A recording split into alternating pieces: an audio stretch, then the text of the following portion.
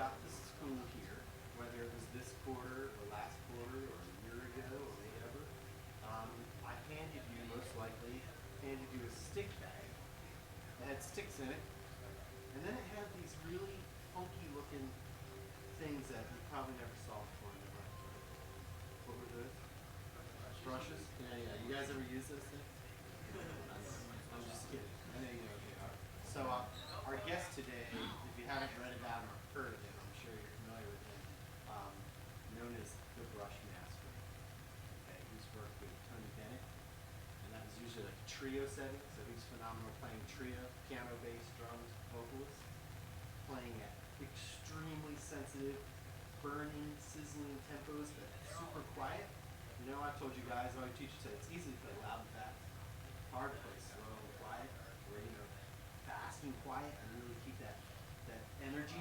Hard to play quiet and keep that energy. This guy is a master.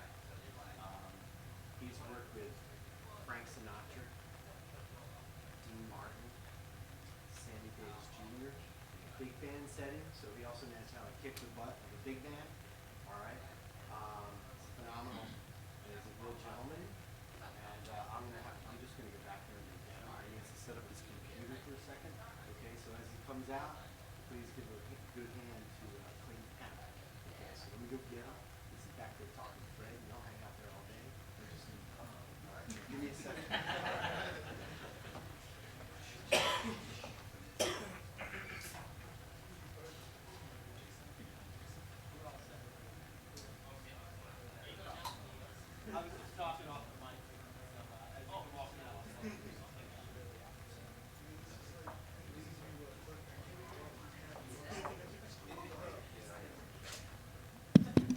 All right, I'll get on the mic so he hears me back there. So how are y'all doing? All good? All right, we're small, but we're mighty, right? Okay, so true gentleman, like I told you guys, amazing trio player, big band player, brushes, sticks, simmering at that super quiet, listening to the singer, being sensitive to the singer, ultimate musician on the drums, the Brush Master, Mr. Clayton Cameron. Please give him a big hand. All right. There he is, everyone. A true gentleman.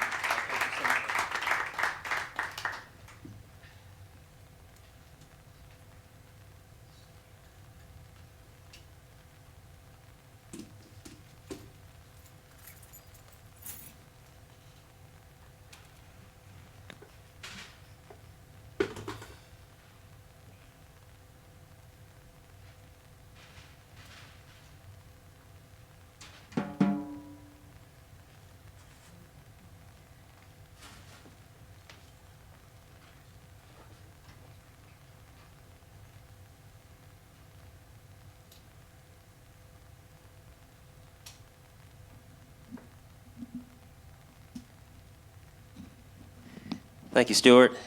How's everybody? Good, good.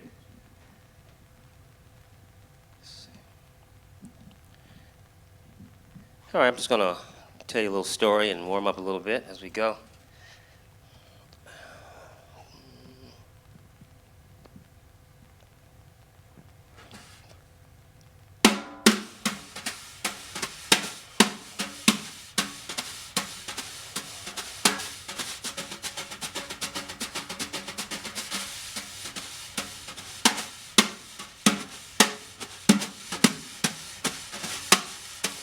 People often ask me, even today I was asked, who are some of my influences? So of course you think about drummers. I think about drummers like Papa Joe Jones, Billy Joe Jones, Denzel Best. These are some names you might not know, but they were, drummers that preceded us in the early stages of the drum set themselves. Billy Joe Jones, played with Miles Davis. So all those guys like that. But then there's the not so obvious influences, like the sound of my parents' washing machine when I was growing up.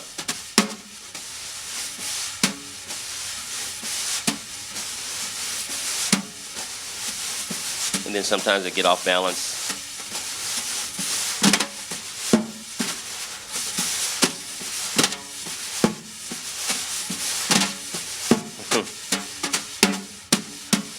And then there was a gentleman by the name of Sammy Davis Jr. who I started working with after I graduated from college. And he was considered, and I would still consider him one of the world's greatest entertainers. I mean, he can act, he could sing, he could do impressions. He was a comedian, but he started his career as a hooper. And so when Sammy would dance, when I played for him, I was his last drummer, and I would, play for him night after night over 8 years. And so when he would dance, they had their different combinations, they called them. And so he would sound something like this.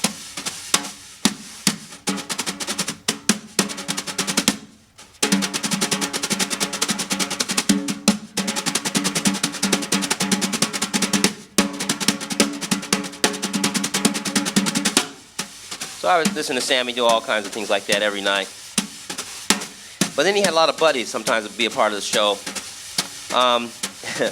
One of them is a gentleman by the name of Sandman Sims. Now, Sandman Sims would take sugar or salt and spread it on the floor and slide his rhythms. So when I listened to Sandman, he would sound something like this.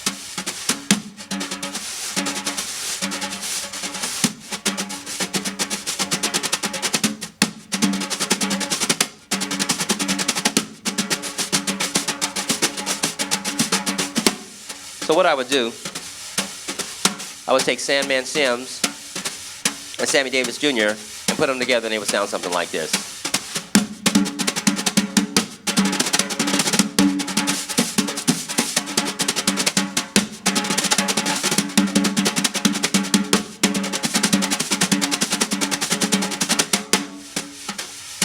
Yeah, then there was a gentleman by the name of Bunny Briggs. Now, Bunny Briggs, he would do this rapid fire tap, barely moving his upper body, and his feet would just be moving, doing all these different combinations, and he would sound something like this.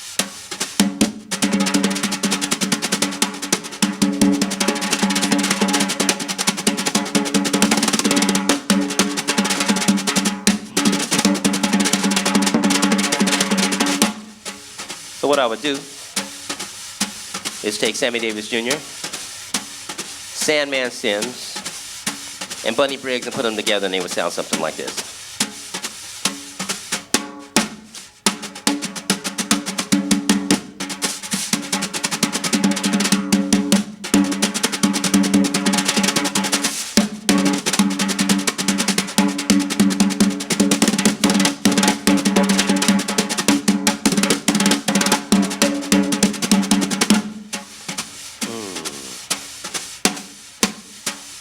Then there was a gentleman by the name of Arthur Duncan. Now, Arthur Duncan, he used to dance on a show that I watched him often called The Lawrence Welk Show.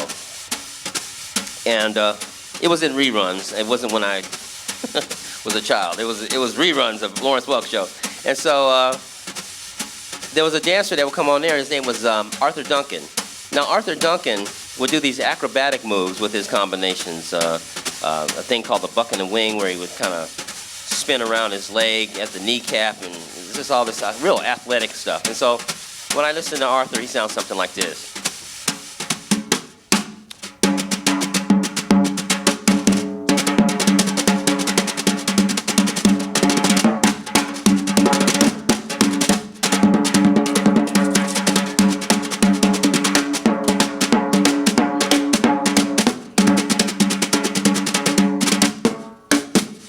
So what I would do, you probably guessed it already. Take Sammy Davis Jr.,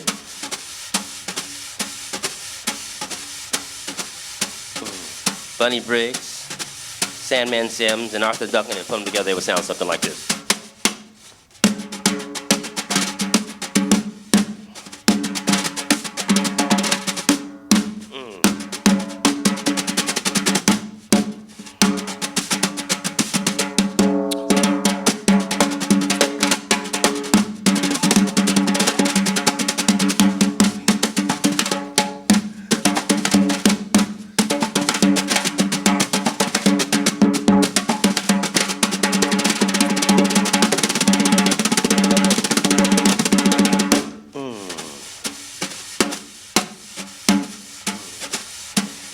Then there was a gentleman by the name of Gregory Hines. Now, Gregory he was younger than all these guys, and he was, you know, he was the youngster, and he would not only do what they would do, then he would add a little funk, a little R&B to his rhythms, to those combinations. And so Gregory would sound something like this.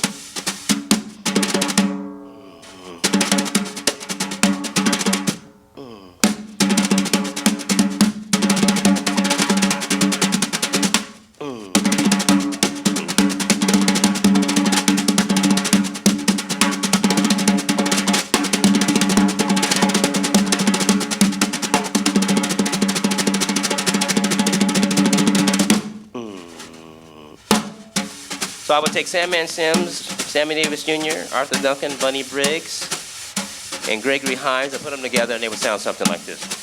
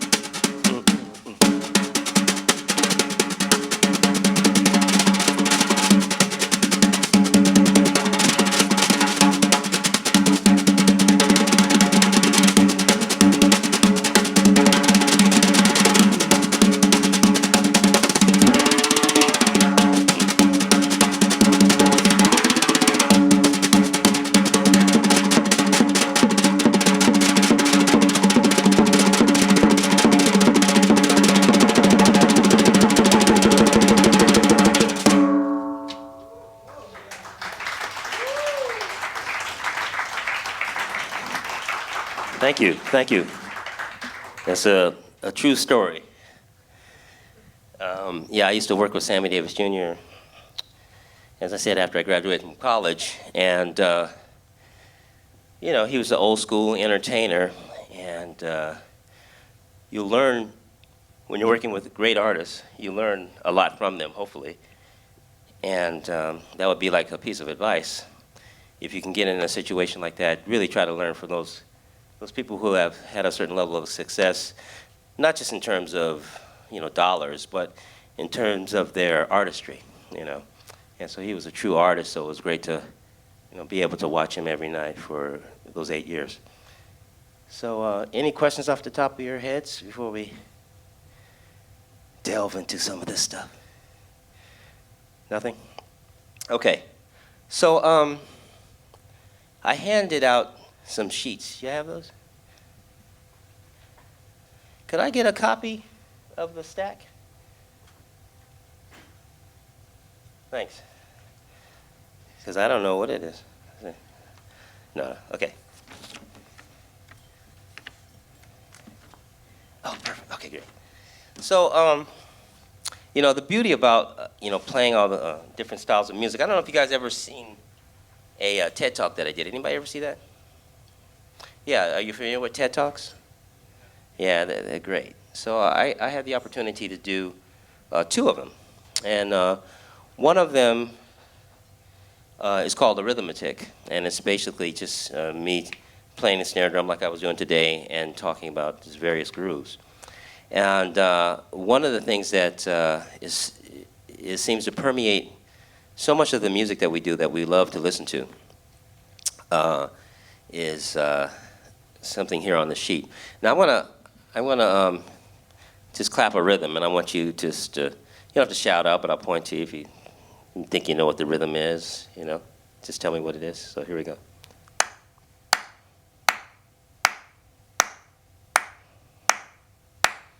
Anybody? That's pretty difficult, huh? Well, they sound like what? Like quarter notes? Yeah, like quarter notes. So I'll clap the same rhythm.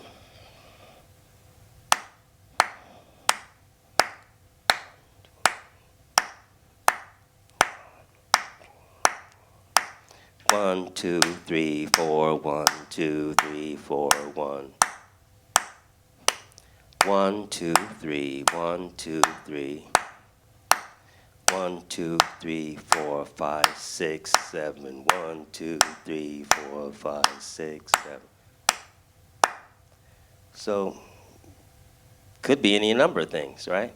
Because I didn't give you a count off, so you had your own count off. And so, all that demonstrates is that even space really could be anything. And that's the beauty about rhythm, is that oftentimes we'll be playing something, you hear somebody play something, it seems very complicated, but oftentimes it could be just another cycle over top of what you were doing. So all I did was clap some even space, then I counted. 1, 2, 3, 4, 1, 2, 3, 4. Now what was that? 1, 2, 3, 4, 1, 2, 3, 4. What would that be? Well, it could be, well, what I was counting would have been triplets. It would have been triplets, so 1, 2, 3, 4, 1 TO, 2 TO, 3 TO, 4 TO, triplet, triplet, triplet. It could be twelve quarter notes. 1, 2, 3, 4, 1, 2, 3, 4, 1, 2, 3, 4. Okay?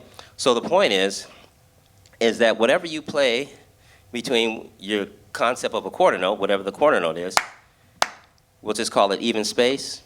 You can play the same thing between notes of some other even space. What I mean by that, let's say I play a paradiddle. 1, 2, 3, 4.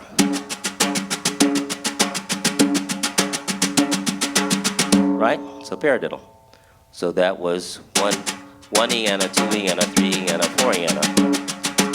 What about 1, 2, 3, 4, 1, 2, 3, 4, 1, 2, 3, 4, 1, 2, 3, 4. So what was the value of those notes? Triplets again, right? So all I'm doing is just doing a different grouping with a bunch of triplets. So triplets, 1, 2, 3, 4. Triplet, triplet, triplet, triplet, 1, 2, 3, 4. 1, 2, 3, 4, 1, 2, 3, 4, 1.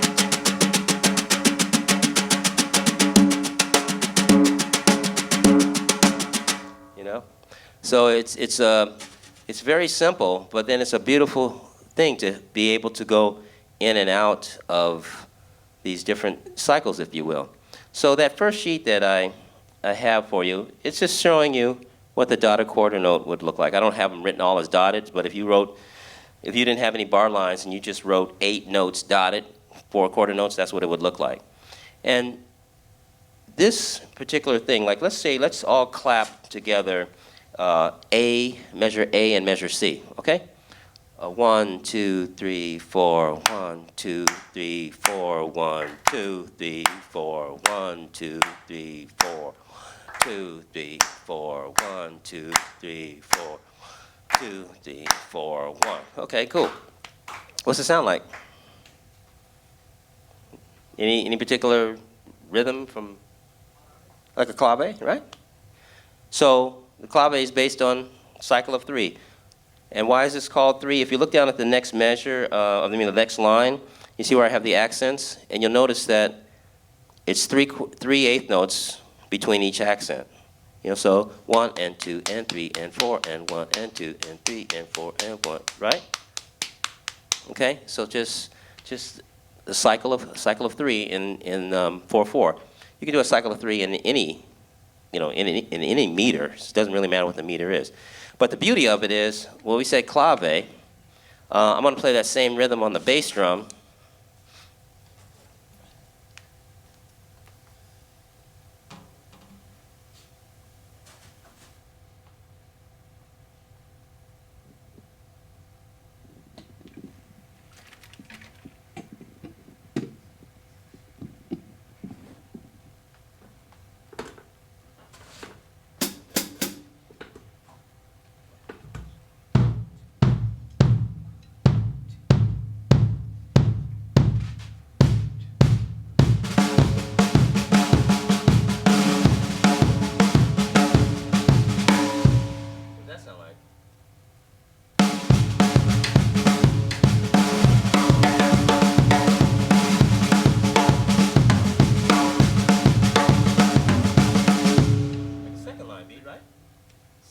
built on the dotted quarter. You know, 1, 2, 3, 4, 1, 2, 3, 4, 1.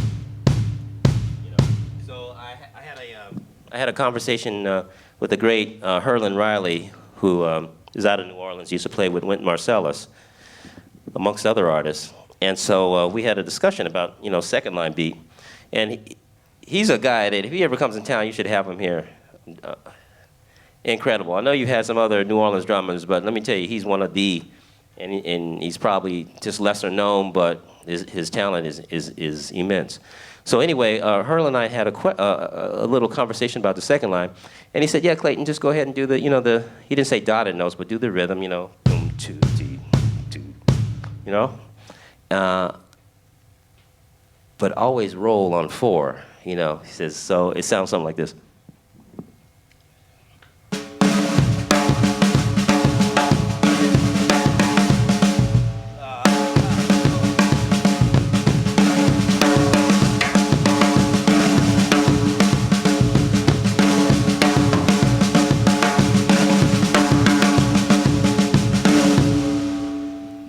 So I got married in New Orleans, and what people in New Orleans do is all about the dance. So they got their umbrellas, ladies got their umbrellas, and they have the handkerchiefs. And when they're doing the procession, like at a wedding,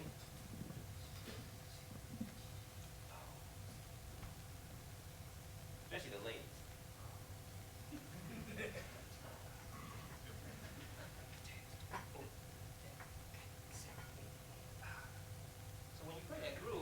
Think about that. Don't think about all the technique and all that. Just get that. See that lady with that umbrella and the people with it. And they say, oh, hey, so, hey, oh, you know what I'm saying? And that's just, oh, hey, ow, oh, you're gonna find that in so much of the music that you play. So when we're playing, let's say some straight ahead stuff. So this is a figure. That Max Roach made popular, and Jim Chapin kind of made it popular because he basically transcribed Max Roach and put it in his book called Advanced Techniques for the Modern Drummer. There's a little transcription of Billy's Bounce in that book. Billy's Bounce, the tune, Billy's Bounce. And so the tune, ba-do ba-do de lu de la de la do ba-do stop ba-diddly do ba-do da ba-do do stop stop steep do da ba-do ah do ba-do ba-do da ba-diddly do bop ba-diddly do bop dangle don't. So that's the melody. So Max Roach played 1, 2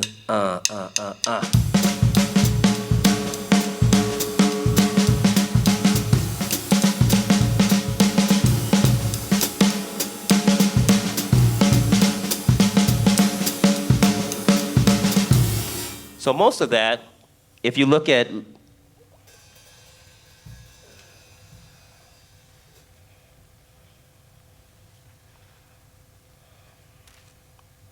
if you look down 1, 2, 3, 4, 5 lines, and if I started on measure B, the accents are in my left hand and the other part is in the bass drum. 1, 2, 3, 4. 2, 3, 4. 2, 3, I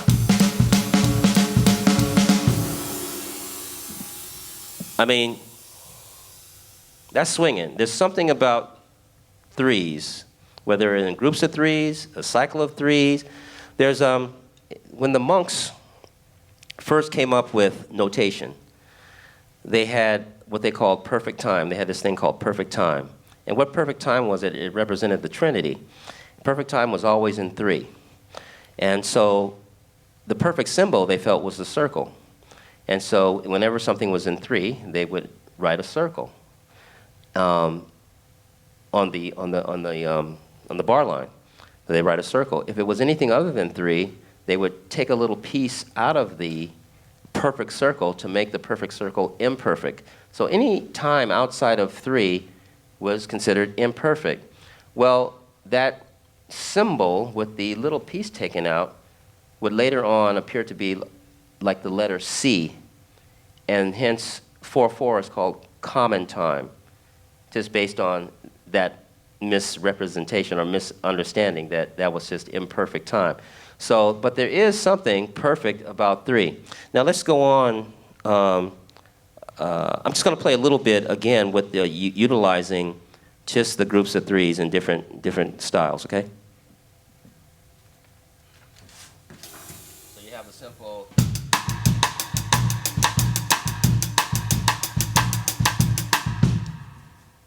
Where would that be? You see that on the first line? So we have measures A, B, and C. So in my left hand, what is the order of the measure?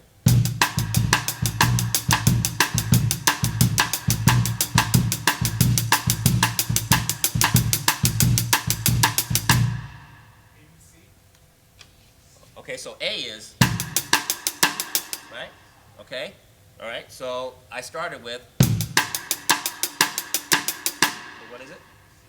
C, yeah, C, A. So it's just C and A over and over again, right?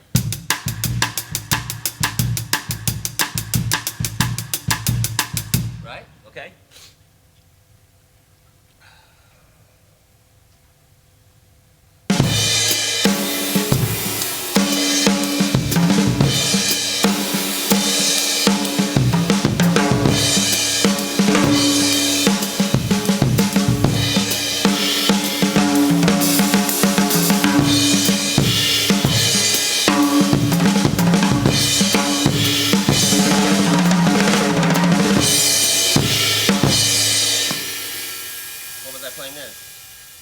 Mostly. Like the cymbal crashes. Did you hear it? One more time. 1, 2, 3, 4.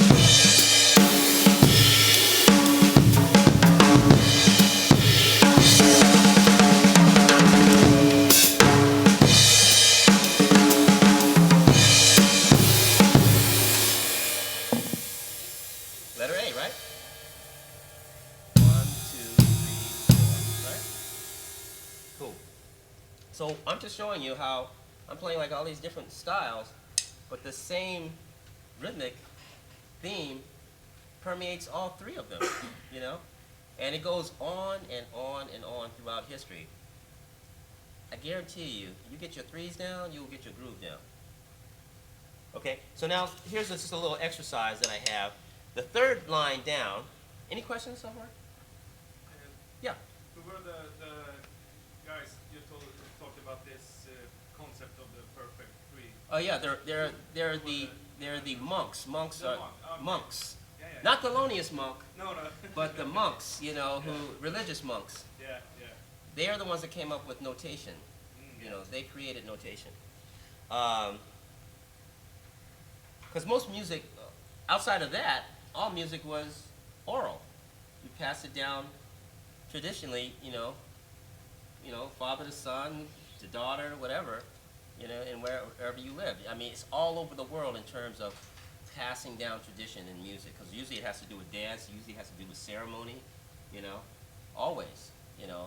Now we're, you know, really secular, you know, this comes from anywhere, but before it was really all about your culture and dance and rituals and whatnot. So anyway, okay, so like the 3rd line. So I put the accents where they are to kind of match the first line. So, you know, the first line, you know, 1, 2, 3, 4, 1, 2, 3, 4, 1, 2, 3. So now you know how oftentimes people say, you know, well, that doesn't swing, or, you know, you have to make it swing, that sort of thing. So it's like, well, what really is swing? You know, what does that mean? Now, I'm going to digress just a little bit, and I want you to turn over to the last page.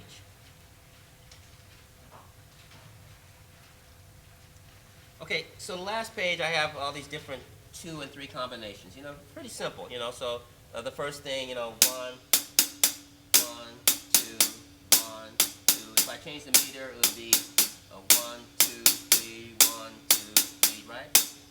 And then 1 and 2 and 1, 2, 3, 1, 2, 3, right? So you hear all that? So if we were to take, let's look down at, let's look to the 3rd line down where we have the 8th notes on the top and the triplets on the bottom, 8th note triplets, so, right? the song called Carol of the Bells? Carol of the Bells, right? Ring, ring, ding-a-ling, ring, ding-a-ling, right? It's a mnemonic way of hearing it. Ring, ding-a-ling, ring, ding-a-ling. So, ding, ding-a-ling, ring, ding-a-ling. So 1 and 1, 2, and so 1, 2, 1, 2. So those are straight eighth notes, right? So 1, 2, 3, 1, 2, 3,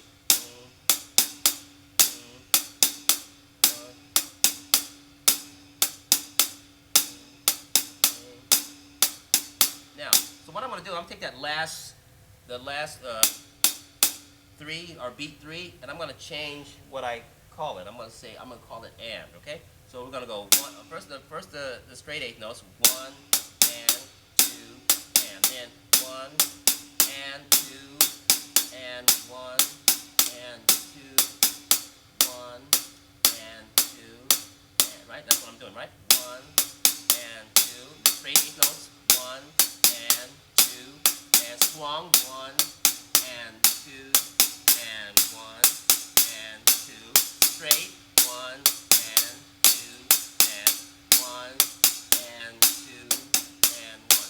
Feels, when I count it, it feels different, right? I'm playing the same exact thing. I haven't changed 2 and a 3. But as soon as I assign the sound, so if I'm playing straight eighth notes, let's see.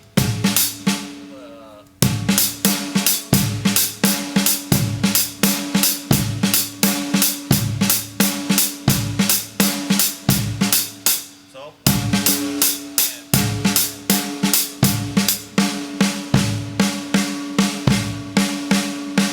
one is playing the ring, ding, ring, ding, so the third one is ling. So ring, ding, ling, ring, ding, ling, ling, ling.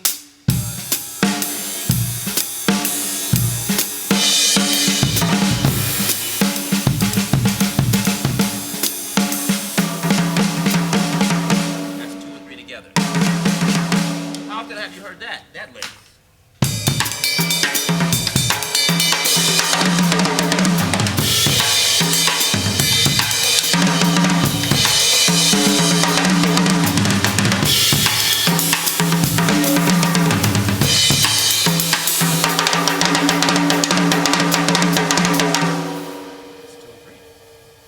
It's just 2 and 3. What did you think it was? Before I just told you. Probably had no idea, right? Huh? Herda? I mean, you're naming the rhythm? Is that what you're doing? I meant the fill. The fill. So, yeah, I mean, you can name it because it's on all different cultures. It could be named something different. But all I'm saying, mechanically, it's just 2 and 3.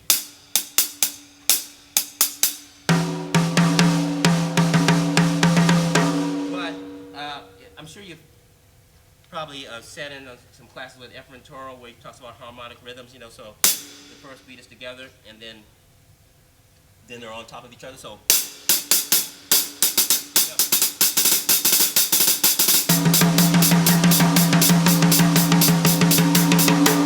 it's pretty simple, and that's really how you have to think about these things. You break them down into their simplest form. Now, the beauty about this,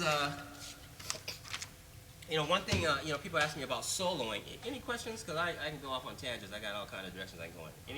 Any questions? Yeah. Uh-huh. What was the beat you were playing for? The one, and you did it the 3 over 2? Yeah. Usually referred to as a bembe pattern. Bembe. One of the easiest ways to get to that is just, I do double paradiddle.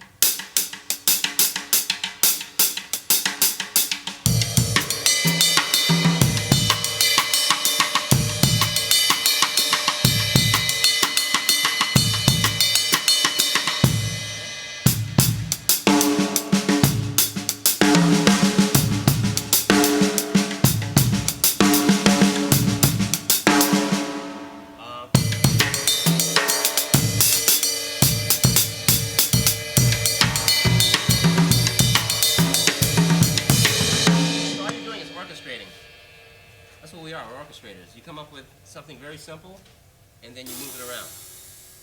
You'll hear Steve Gadd, that's one of the things he talks about in his clinics, is he takes his one late in the evening groove and he moves it around the drum set. Do you find it helpful to sing the rhythms as you're playing them as well? I think that's helpful. I don't often. I mean, I've probably already been doing it so long that I hear it already. But it sure is great to be able to sing, because if you can sing it, usually you can feel it. You know. The thing about rhythm is that it's not arbitrary. You know, like he asked me what was that, so I was able to explain to him that if you just play this certain, like the tap dancers would call it combination. So I could say this certain combination or pattern, you know, that you know as a paradiddle.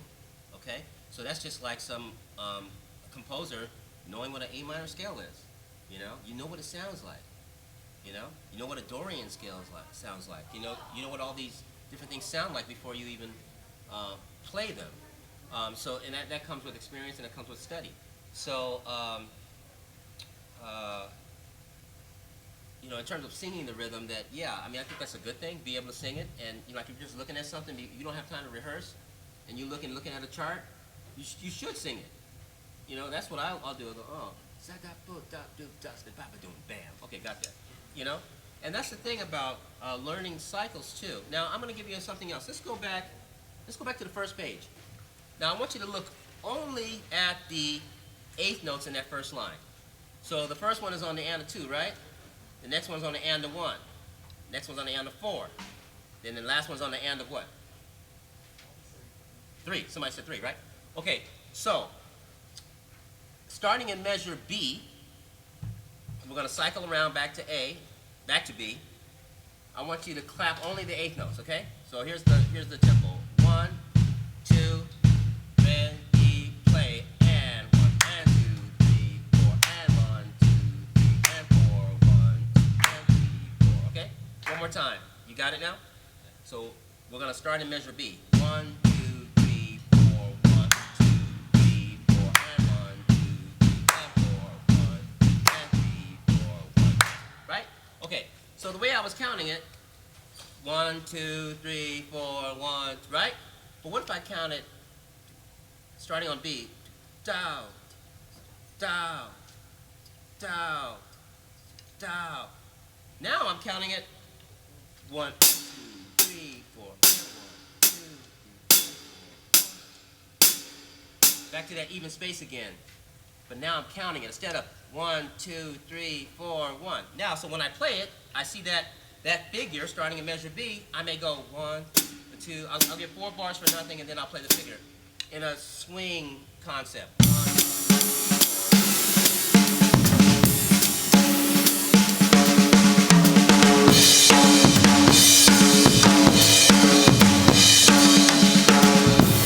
I'm not going 1 and 2 and 3 and 4. That takes away the swing. 1, 2.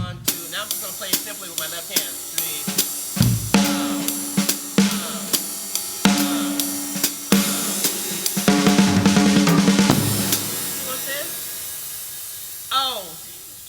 Feel that cycle. Oh, ooh,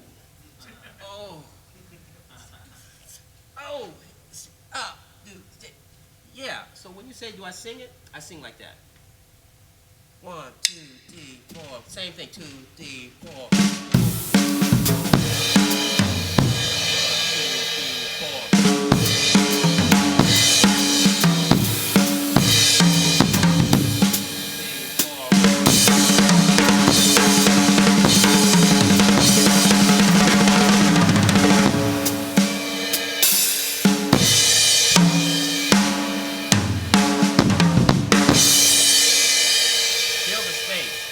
Not like 1 and 2 and 3 and 4, and when you're playing something that's swinging. Find out where the cycle is. So I'm gonna play something. So let me see. Hold up.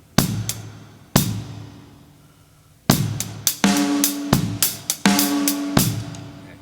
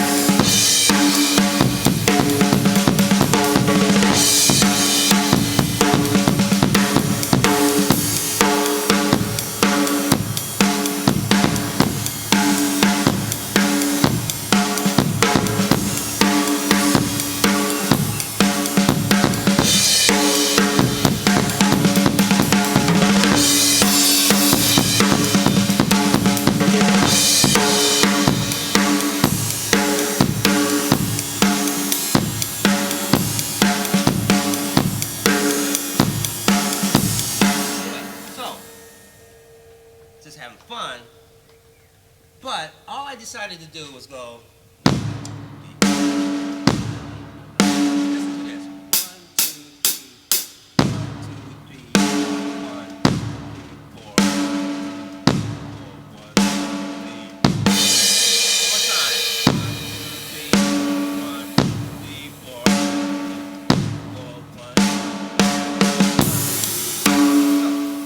Anybody care to venture guess what that cycle might be?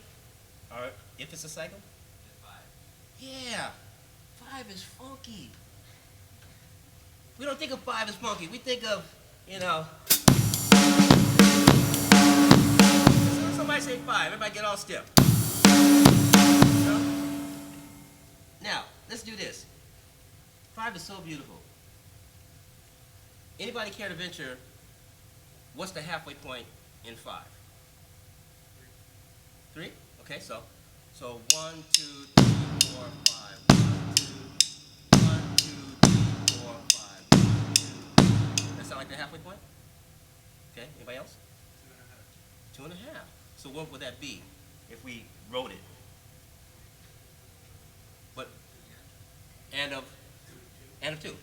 So 1 and 2 and 3 and 4 and 5 and 1 and 2. You said and of 2 or and of 3?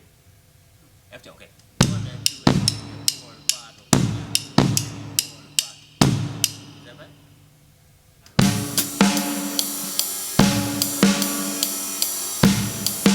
So if I was walking to that rhythm, you tell me if I'm even.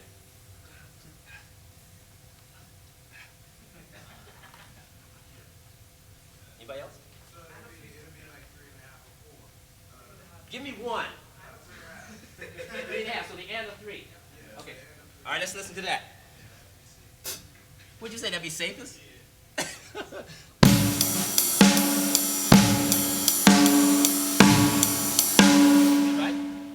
That's right. The end of 3. So when you're subdividing, I don't know, did you see that thing? Okay, I'll just show you what this is. So look at this page here. It's the 3rd page. Yeah. So 3rd page. This is something I came up with years ago for myself. So let's look down at the. Let's see if this works. If I have 5 here. Oh, it's kind of crap. Okay. Well, on the side here it has 5 over 2. Okay. So I have it written in 2/4 basically, but it could be written, you know, in the reverse. It doesn't have to be written in 2. So one of the secrets of, not a secret, but one of the ways you can come up with any polyrhythmic configuration and know what it is just a couple of things. So if I say 5 over 2. So if you look at the little legend that I have down here, right here, up here, that I scribbled years ago, you know, 2 is going to represent 8 notes, 3 is going to represent 8 note triplets, so on and so forth. So I have, you know, 5 is going to represent 16th note quintuplets, okay? All right, so 5 over 2. So the first thing you're going to do is, okay, the 5. So we're going to use quintuplets as our notes to subdivide by. The bottom number is going to tell you how many sets are you going to have. So 5 over 2. So you're going to have 2 sets of 2 sets of 16th note quintuplets. Then the bottom number is also going to tell you where the sound occurs in those 2 sets. So we have 5 quintuplets. 5 quintuplets, right? So here we go. So 1, 2. So the sound is on that 1, and then you go to the next set of 2, the next set of 2. So 1, 2, 3, 4, 5, 1, 2, 3, 4, 5. 1, 2, 3, 4, 5, 1, 2, 3, 4. So that's 5 over 2. 1, 2. And see, he's absolutely right, because it comes on the and is right in the middle, but we had to subdivide them. So it's almost like fractions. You know, like if you had, you know, 3/8 and they say to, you know, split the 3/8 in half, what would you have to do? You have to make it, right. Say that again? Right. So you would have to make it 6 over 16. So then what is the split of 6 and 16? Over 16. 6 sixteenths. Maybe 3 sixteenths. So it's kind of like the same way when you're doing this. Is if you're going to do 5 over 2, you do 2 groups of 5, and then you split it up according to the bottom numbers. Okay, let's do 5 over 3. No, let's do something completely different. Let's do 4 something simple like 4 over 3. So what will we do? So the number 4 is going to represent what? I have it on the sheet. Anybody see it? 16. So, okay? So 4 over 3. So how many groups of 16 notes are we going to have? 3. Okay? So where will the sound occur in those 16 notes? After every 3 notes, right? So 1 again, 2 again, 3 again, 4 over 3. I had a student who's a tabla player. He came into my class at UCLA and said, "Yeah, man, I know this guy that can play 10 over 17 and a half, or something like that." So okay, let's figure it out. Okay, so 17 and a half. Okay, so that means maybe we should go with we'll double it. So that would be like what, 25, something like that, right? Is that 35? Somebody care? My point is that it's all accessible. So don't be overwhelmed by all this, babble. Say, okay, let me figure that out. And you can figure it out with just what I just told you. You can figure out any of them. And you may have to make some adjustments. Maybe you won't use 16 note quintuplets. Maybe you use 8 note quintuplets. Maybe you use 30-second note quintuplets. In order to adjust to whatever the numbers are. So it's not beyond you. It's not beyond your reach. And then you sit down and you practice it. So it's very, very simple. So anyway, so the beauty of any questions? Okay. So anyway, so that's what that page is about. I don't need to go into it. You can figure it out yourself. That sort of thing. But it is fun. It is fun. And another thing I suggest. He asked me if I sang to anything. If I sang when I played. One thing I like is mnemonic phrases for these different polyrhythmic configurations. So let's just say, let's go back to the 5 and 2. So I have this one where I say the phrases. First of all, can anyone just play 5 over 2 for me? Can we just do that? So can we just go?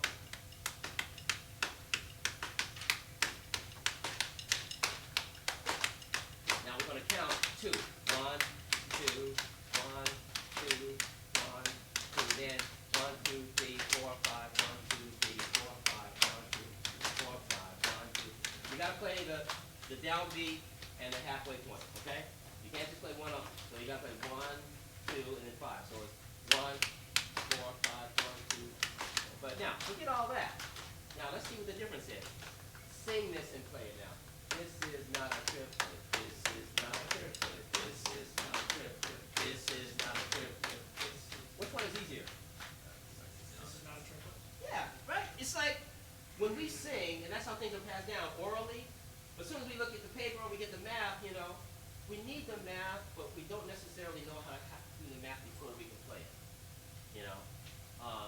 But it's good to sit down and figure it out. So don't forget to listen and don't forget to sing. How about this one?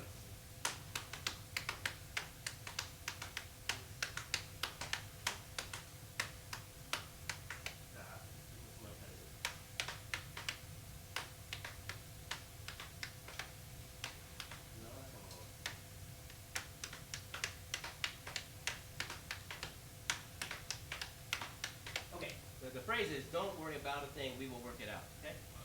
Right? Don't worry about a thing, we will work it out. Don't worry about a thing, we will work it out. Don't worry about a thing, we will work it out. Anybody care to tell me what that is? Well, I'll count, so I'm going to play it. 1, 2, 3, 4, 5, 6, 7. 1, 2, 3, 4, 5. Sorry.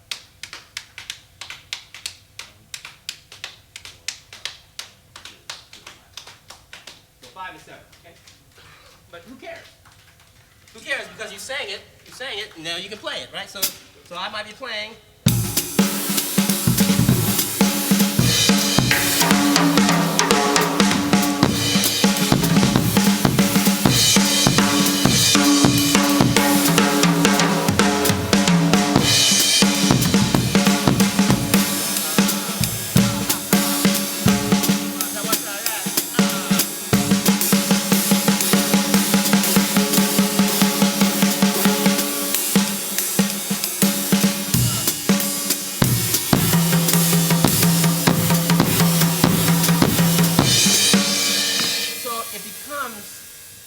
something else. It becomes more about the music than it becomes about the counting of it.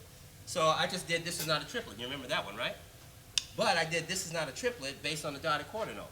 So remember it's even space, right? It's even space. So if I go 1, 2, 3, or like my man back there said, 1 to 3, right? So 1,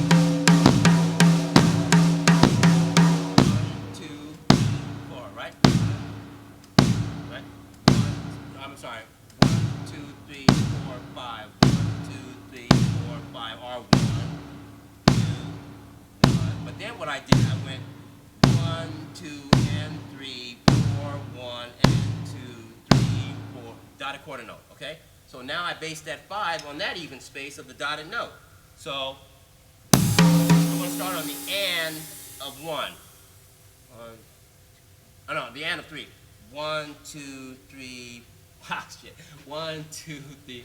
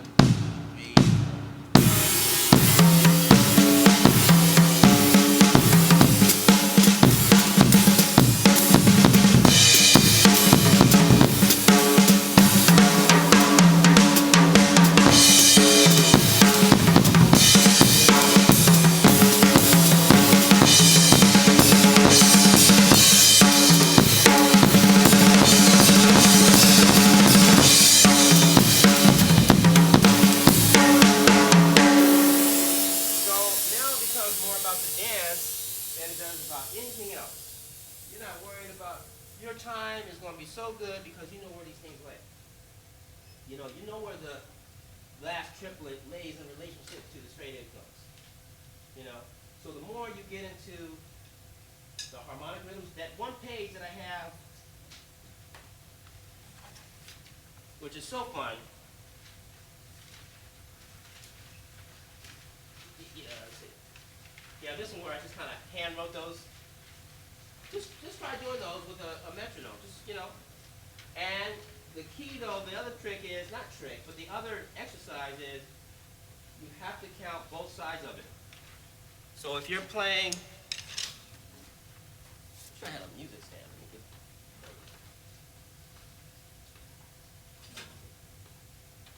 See, wishes do come true, see?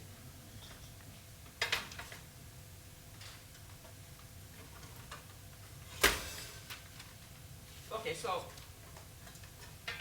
if you're doing like just from the first two, so 1, 2, right?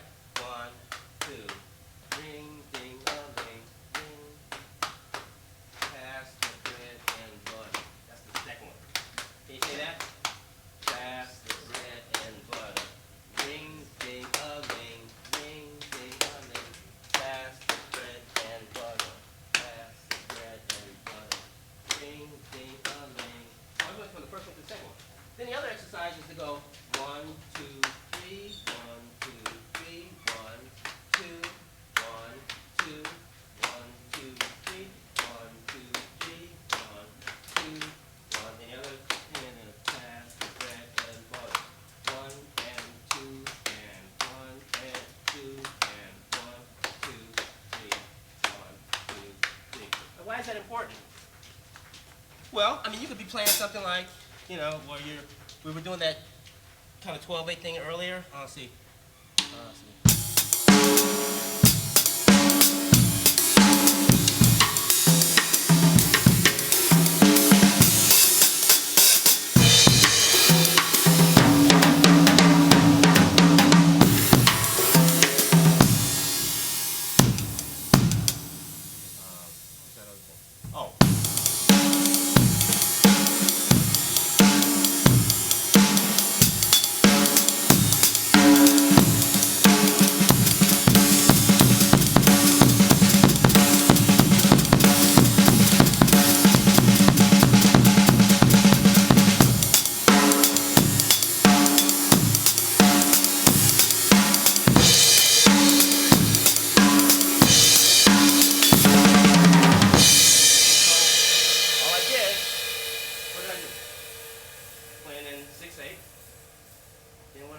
left hand on the hi-hat. So I was 1, 2, 3, 4, 5. What is that? Yeah, so I played 4, right? So 1, 2, 3, 1, 2, 3. And all you do is go ring, ding, ling, ring, ding, ling. What's so hard about ring, ding, ling? Huh? What? You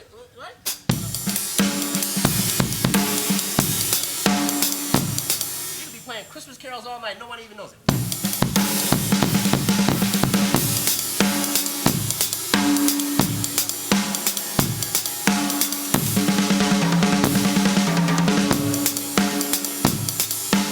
course, I'm kidding in one way, but in the other way, it's just so simple. You know? So do I sing? Yes. Okay? You get it? So things that are really accessible to you, you might be making them more complicated. So you got to break them down to their simplest form. Any questions? Yeah. Can you play the 5/2 rhythm, just like on your hand? Oh yeah. Okay, so the phrase is what's the phrase? This is not. This is not a triplet. So I'm triplet. Sometimes I'll start right there. I'm triplet. This is not a triplet. This is not a triplet. 1, 2, 1, 2, 1, 2, 3, 4, 5, 1, 2, 3, 4, 5, 1, 2, 3, 4, 5. What was that? 4 o'clock. So I have one for that too. What is it?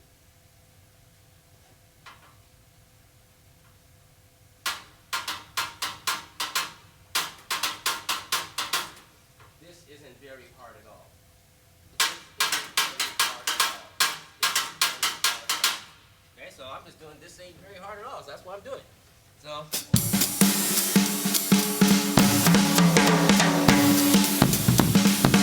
make it fit into what you're doing.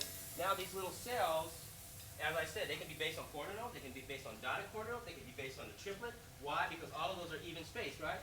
What's the difference between me going, 1, 2, 3, 4, 1, 2, 3, 4, that's a triplet. Or 1, 2, 3, 4, 1, 2, 3, well, that's the dotted quarter note.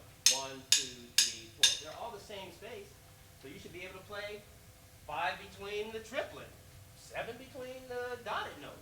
Who cares? It's even space. So don't make a big deal out of it. Just know where the space falls. Remember, don't sing 1 and 2 and when you're trying to play swing.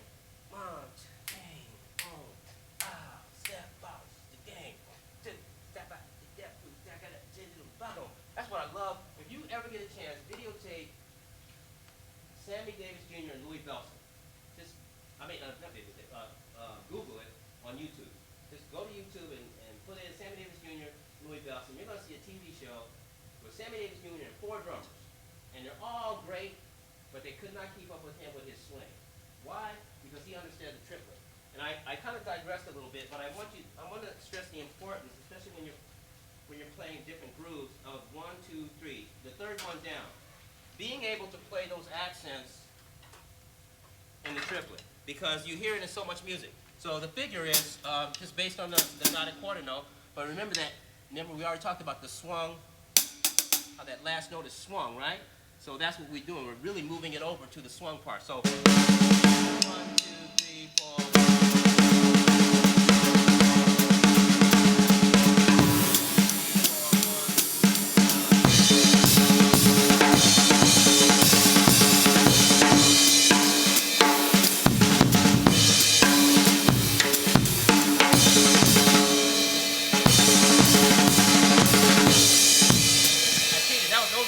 But it's the same principle. I played quintuplets using the same figure.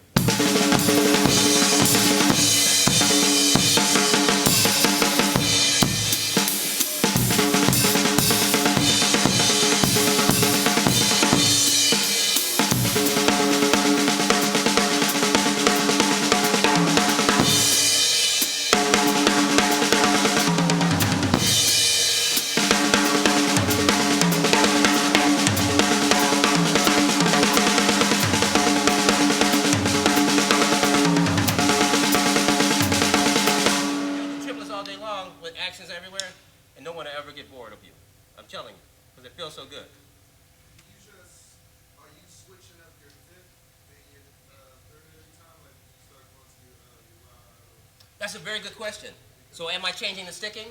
Yeah, because I noticed when you switch, when you play, you kind of like switch around. But when it comes to like the lar like snare hit, you'll change you'll go from the snare to like rod, or you'll go to the. Right. So when I'm orchestrating and moving around, am I? So is that key to remember the fifth hit, because the fifth hit is what is like it's rod or reset. Now, when you say the fifth hit, when I was playing the quintuplets, you mean? You're like because it's what is it like right, left, right. But, No. Oh, those are all singles. yeah, but what I was trying to say, when you come to that fifth hit, Uh-huh.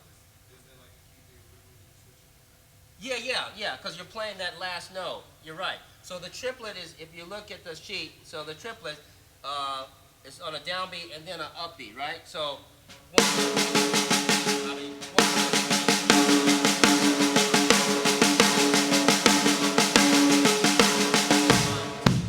I'll get to it.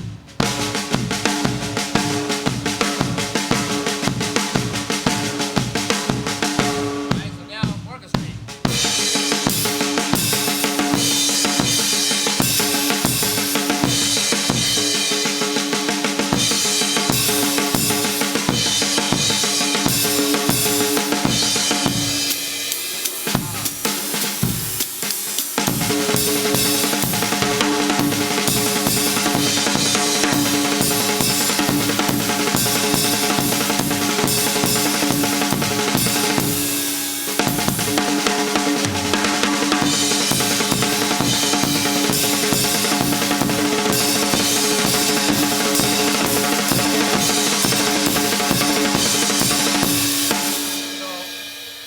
So if I'm doing the quintuplets, I do the same thing, like he was saying, the last, the downbeat, and then the up. So I'm fitting them into the same space of the dotted quarter note, basically.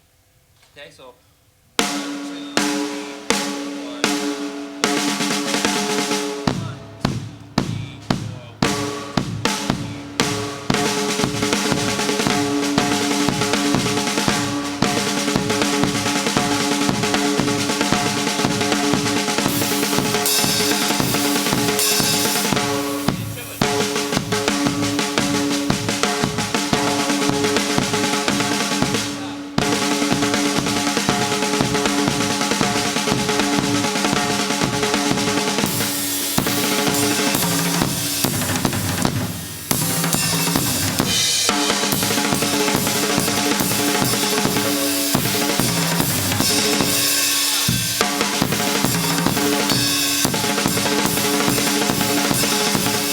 So yeah, so it's just really alternating, so right, left for the hits. Now the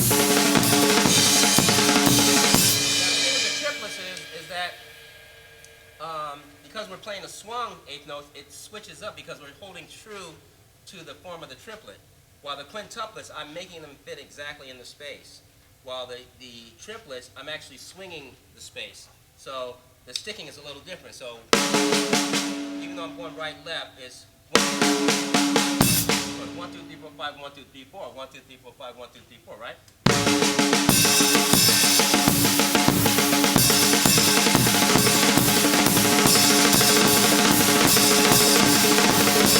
You play triplets all day long, nobody gets tired. I'm telling you. Learn them threes, baby. I was talking to Steve Dorn one time.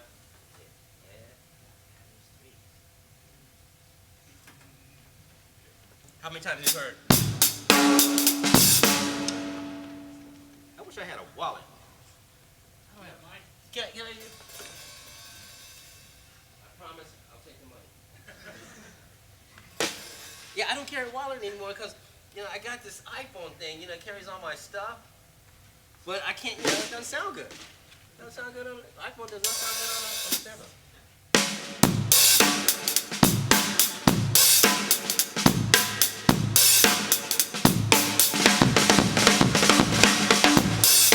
That's a jazz lick. Again, that is, look at 1, 2, 3, 4, 5 down. I'm just orchestrating. So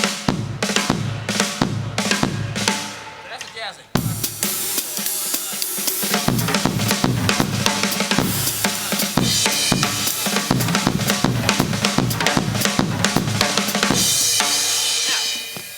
this out.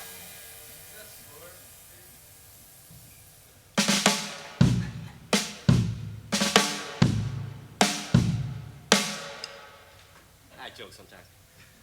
But I want you to look at how this works in terms of the phrase. Forget about this is in 4 and blah, blah, blah. If you look at 1, 2, 3, 4, 5. Now I'm going to play it slowly, just as it is.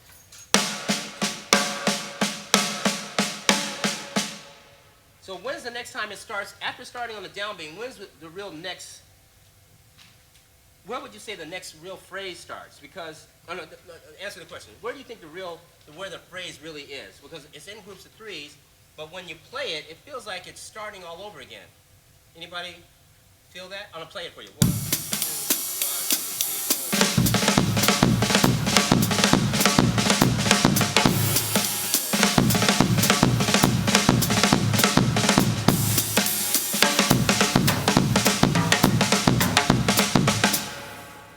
Well, if you go to the middle of the 3 measures, which would be beat 3 of bar 2.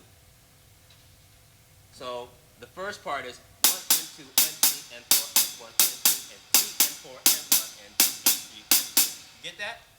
Right? So what I like to do sometimes, and you hear cats do this, is when you get to 3, then you set up the band to come back in. So after playing the figure, how many times have you heard? There it is right there. 1 and 2 and 3 and 4 and 1 and 2. And when it gets to 3, as you have in harmonic cycles, you have a turnaround. You do a turnaround on 3 and 4.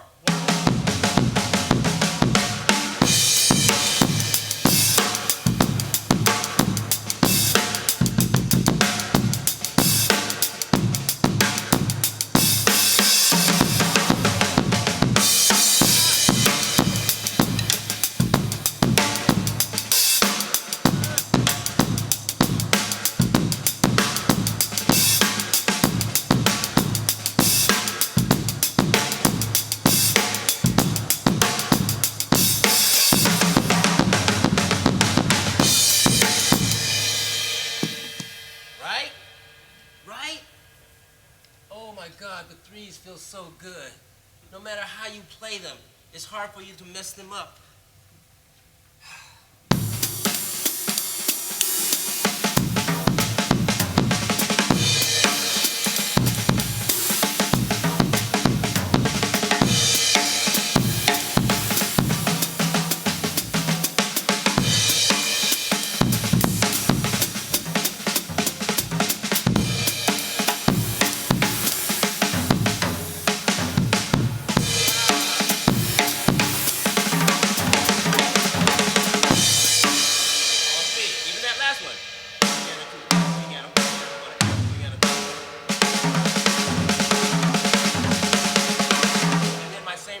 On beat 3, I'm doing the turnaround, so it's a two-bar fill. 1, 2, 3, 4.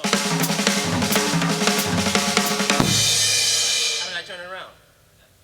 Yeah, I did the triplets. Oh, the lovely triplets again. So I did a groups of 3s, then I did triplets. 1.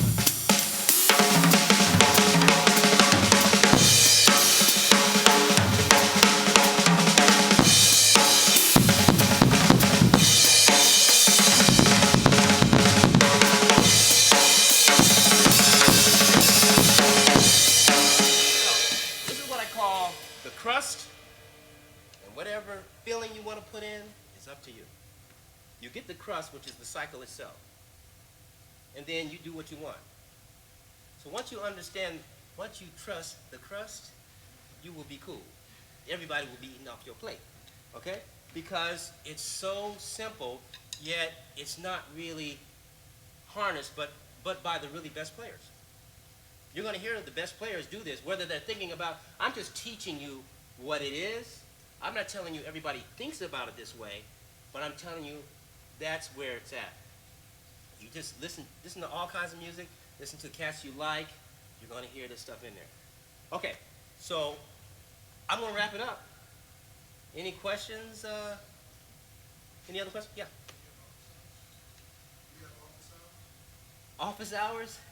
Yes. Text me anytime. Email me. And we'll talk. Yeah, because I mean, you know, I don't have any office hours. Yeah, but I appreciate it. Yes, sir. Can you just do a couple basic brush beats, like maybe a ballad and a beat? Absolutely. Yeah, absolutely. Let me give my man his wallet back. Because I won't need that for the brush. Thank you very much. You sound really good. Keep that wallet. I have a question in that exact same subject. Yeah, okay. When it comes to up-tempo brushes, and when I'm practicing, I'm trying to play the kind of regular medium brush beat up to a certain tempo when it's kind of gets really hard, I think. What do you think about, should there be a limit where you kind of switch to the specific up-tempo beat, or? Well, everybody's different. You know? Everybody's different. So in terms of music, if you have, let's say you have, one of the most difficult things, you know, when dealing, whether you're playing brushes or anything else, you know, sticks or whatever, is, you know, dealing with certain tempos. You know? So, you know, you may have a tempo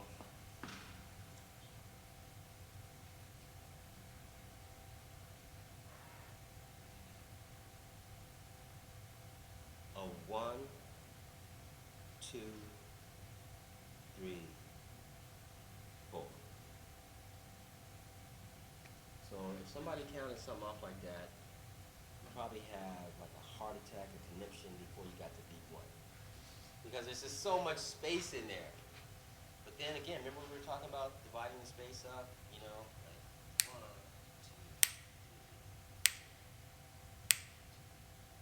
You know, so it's all about dividing the space up. So if I had a really slow tempo, I have patterns.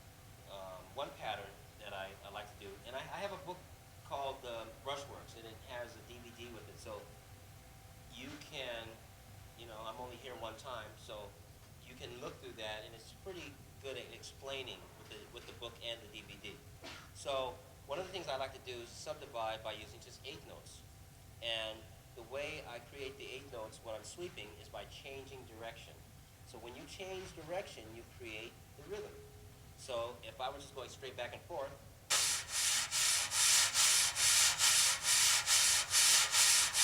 you can feel that, right? I could go.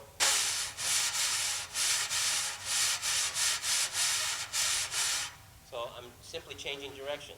So that's, when I go straight back and forth, that's more of a staccato sound, because basically, in order to change direction, you really have to stop and then start again. So you go here and then back.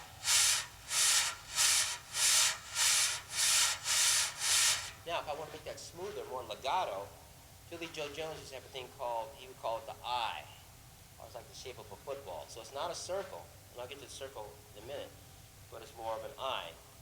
And please, when you're, one of the things I like to tell you right away, and I talked to the great Jeff Hamilton about this, is let's let the brush, you know, just cradle the brush in your hand when you're going to do the circles or the ovals, and use your elbow to move around. So you're just relaxed, and then you're going to go here, here, here, as opposed to doing all this right here. So it sounds something like this.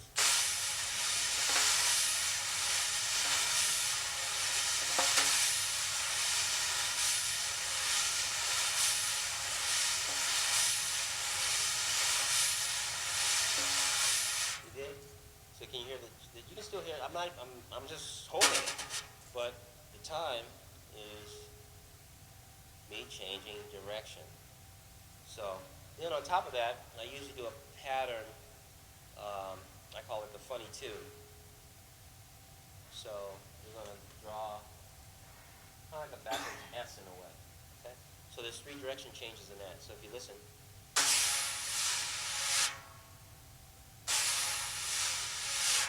You hear that? Like 1 and 2, right? So then I combine the 2.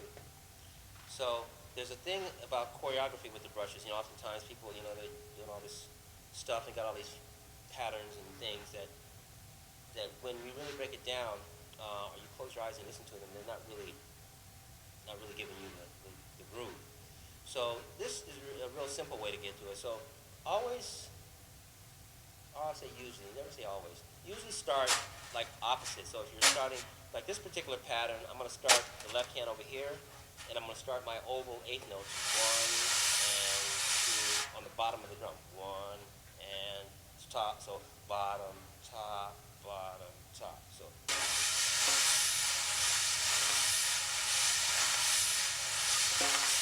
Okay. Now this one is going to start over here. So I'm going to 1.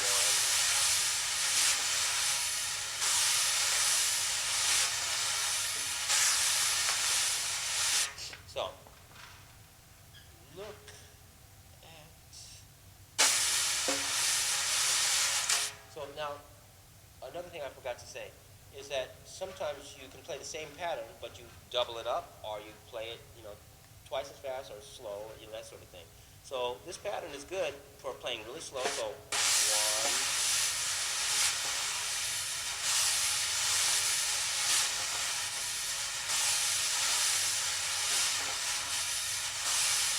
Now, Papa Joe, when he would play something like this, he would also divide the space. Now, like me, I'm looking down at the rest. He would never look down. He'd just be grinning and everything. You got to look at some videos of him. So he'll be up here, that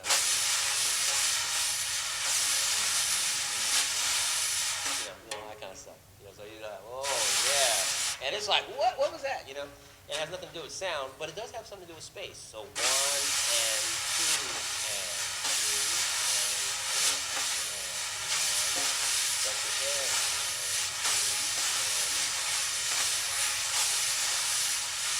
2. You guys ever see that video with the wedding drummer? Isn't that just the craziest friggin' thing? The one in the yellow jacket. Yeah, where he just goes off, That just made me think about that because I'm of a, Anyway, that's showbiz, I guess. Anyway, so yeah, so a lot of, it's just that simple. And you can go on, you can go on the internet and Google me, and I posted a lot of lessons years ago. And so that one, that particular pattern. So what did I call that? I forget what I even called it. But, pattern for ballads, whatever.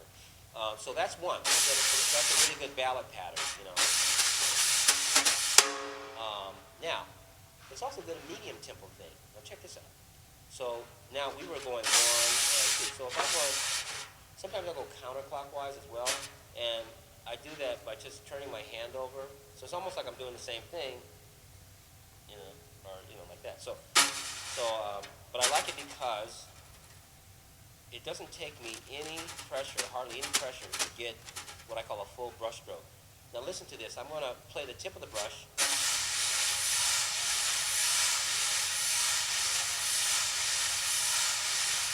Then I'm going to add a little pressure. I'm going to lower it and see what happens.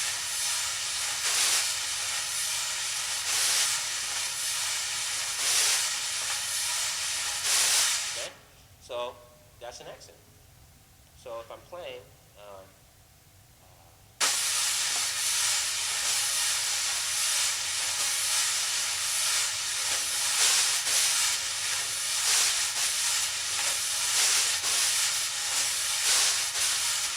now notice with the, I'm doing smaller, I'm covering a smaller surface area for the faster pattern, if you will. When I was doing the ballad, it was broader, but you can also double it up.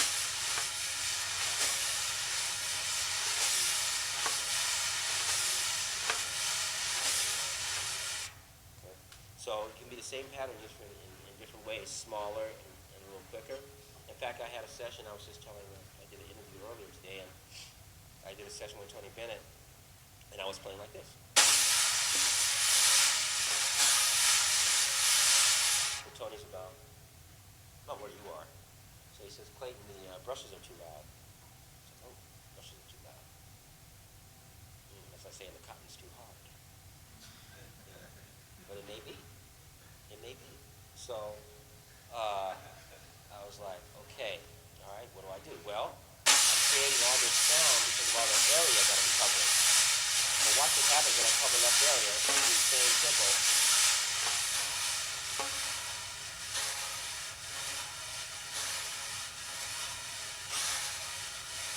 So that's what I did for 3 minutes.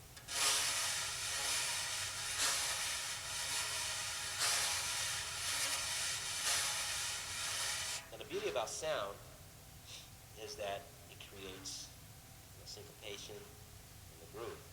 So there's another stroke that I call the clasping sweep. And you know what French grip is? You know, like this. So it's a French grip, but with your back of your hand down, and you just do like that. Okay? So it's very simple, but I often use it on sessions in place of the hi-hat when the hi-hat is a little too much.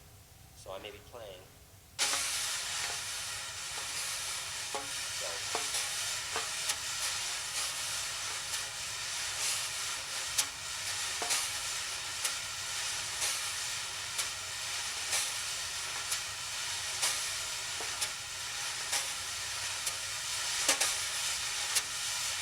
I have a little accent and left there.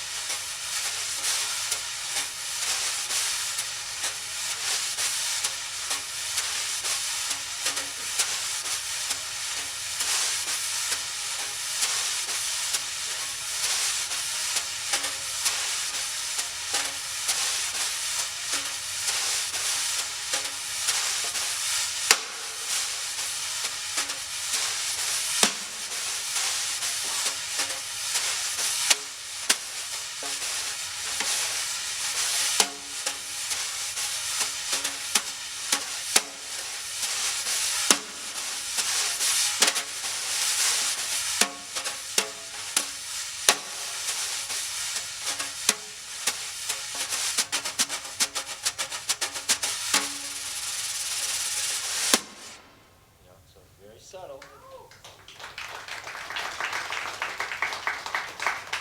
I have to say I probably made more money doing that than all the other licks I have in my whatever it is closet because it's so simple. I've done it mainly like I did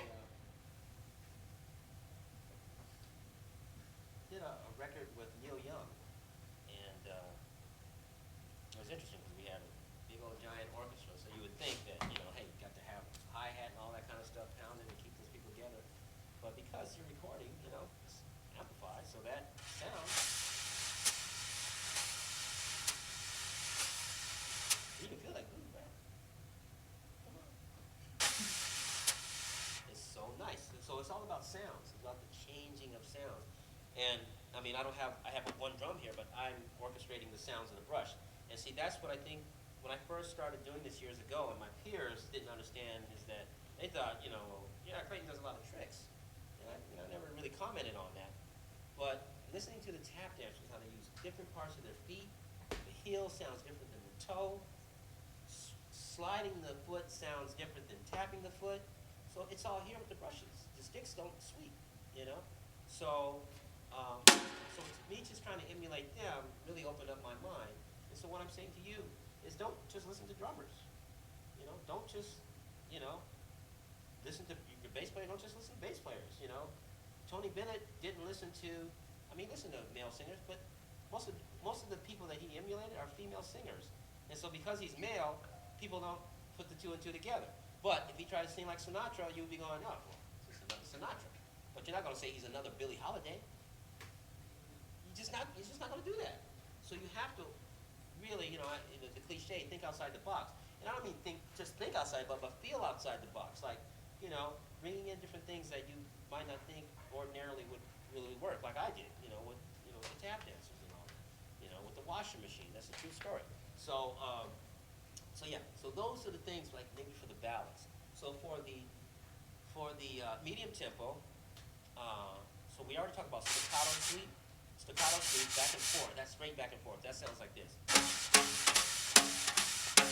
Now I'm doing Papa Joe Jones style, which is hitting the tip of the brush. Now I'm going to give you a little exercise. It's really fun. I want you to just try to hit the drum without and keep the shaft parallel to the drum. So you'll go here and stop. Don't hit the drum. And you'll clasp. And you see how the wire flexes? So you'll... It's almost like a molar thing where you squeeze on the first one, but you don't go down to the drum.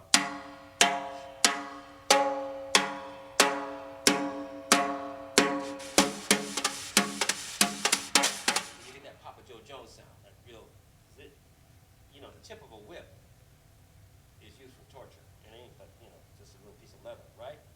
So the inertia of that and coming back is where all that energy goes into it. So when you do that, there's a lot of energy going down into the drum because you stopped and kept going. So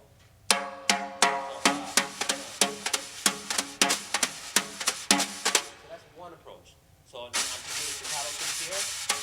Now the other approach is to use the body. Now, in terms of choreography, oftentimes you got to do all this, get out of the way. So really, just let the other one slide under the other one. You don't have to move so far.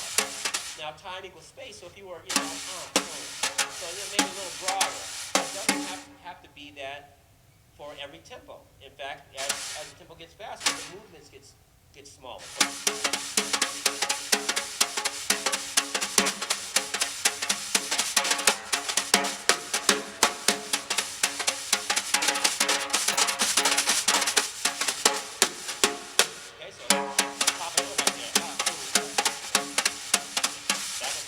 Now, the other way is to do more of a legato approach where you're doing the oval.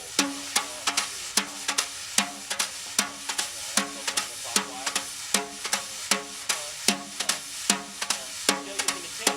Now use the body on the right hand side. That's the way Ronell Fournier was a Bob Jamal played a lot like. He loved to hit. I call it like he's cooking.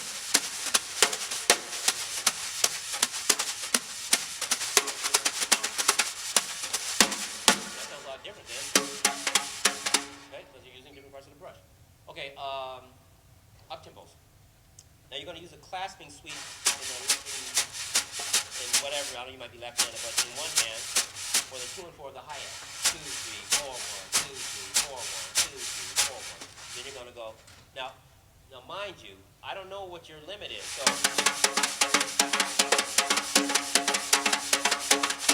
okay, so I can do that. But if I do it this way, it is less effort, but they are just slightly different, So it's not, your limit on what your tempo can be for traditional. It's going to vary. So the other way to do it is take the clasping sweep on 2 and 4, 2, 3, 4, 1, 2, 3, 4, and then 2, 3, 4, 1, 2. And I recommend doing, this. Release and catch. 2, 3, 4, 1, 2, 3, 4, 1. Okay? So 1, 2, 3. I like to do counterclockwise on this. And then I just get a little more weight of my shoulder into it here, which is extending out here. This brings it in here, so I like to dig. Boom. 1, 2,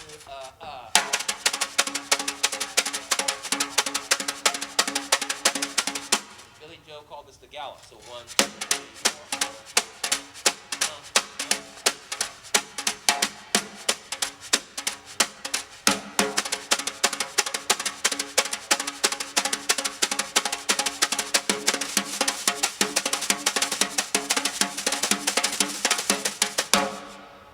Okay?